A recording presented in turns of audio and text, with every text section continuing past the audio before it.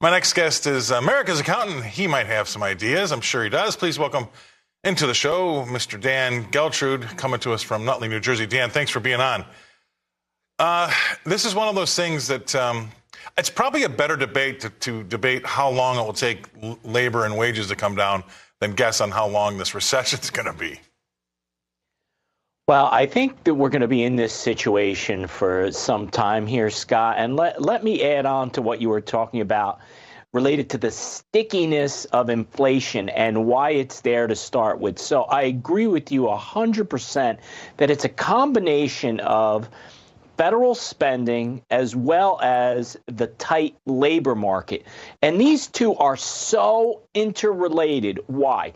Where did all the workers go pre-pandemic until now? So you have all these businesses that need people. Now, we were doing okay before the pandemic. What changed? Well, what changed is that the federal government went on a wild spending spree. Some may say it was justified. Even if it was, here we are now. So you have people that simply are not going back to work because they got cashed up. And then what are they doing with that money? They start spending it, right? So they're not going back to work and they're spending it. So there's still increasing demand when the supply side hasn't yet caught up.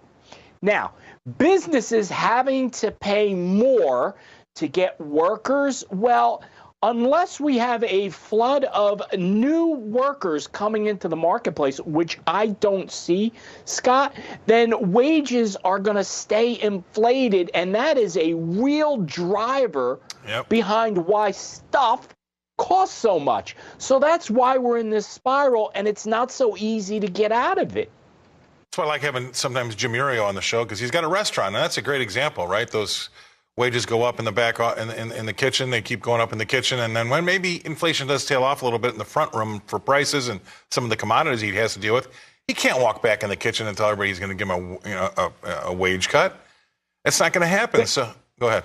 No, and the states haven't helped, Scott, because across the country, you see minimum wage has gone up significantly. So they're increasing minimum wage and at the same time not taking into account that employers can never get out of that. They're stuck with that. So consumers are stuck with that. All right, because it just gets passed on. So, I mean, I talk about this almost every day, and it's starting to get mind-numbingly boring. I get it, but How are we going to get rid of inflation?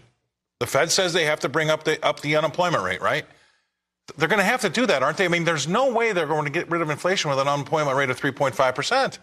And every scholar that you want to talk to about it says it has to go over 4, maybe 5. Some Johns Hopkins says 6.5, and stay there, by the way, for a couple of years. So we're going to put 3, 4, 5 million people out of work for 1 to 2 years, and then we're going to get inflation under control. I mean, what does this place look like after that? Well, it seems like the path that we're on, Scott, and I don't want to exaggerate this, but you're talking scorched earth, right? You're saying, all right, we know that if we completely destroy our economy, inflation will go away. That's our only path? Of course that's not the only path. But we don't want to recognize what the true issue is. The issue is on supply. Yes. And while we continue to be reliant on countries like China, which seems to be shutting down every other month because of COVID, and who knows how long that'll last, and what happens when you start using that as a political tool on top of that. But if we are going to rely on supply from outside the United States, we are really going to have a tough time getting ourselves out of this because we aren't self-reliant, and that includes energy.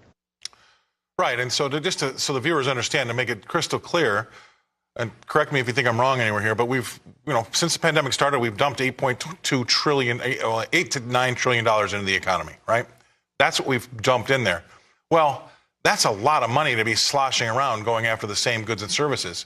And instead of maybe taking out the money that they've dumped in, which they're doing now, and there's going to be a lot of scorched earth, they could amp up the supply side and just make more stuff to buy. And that also takes the pressure off, but they refuse. They refuse. They'd rather see people go out of work than pump our own stuff, lease our own land or make our own things. Real quick, 10 seconds. Scott, that is the key to a soft landing, right? Pump up supply to meet demand. That's how it works. We're not going down that road. I think you're right. All right. Well, great stuff anyway. Love talking to you. Dan Geltrude, Nutley, New Jersey. Thanks for being on. Now here's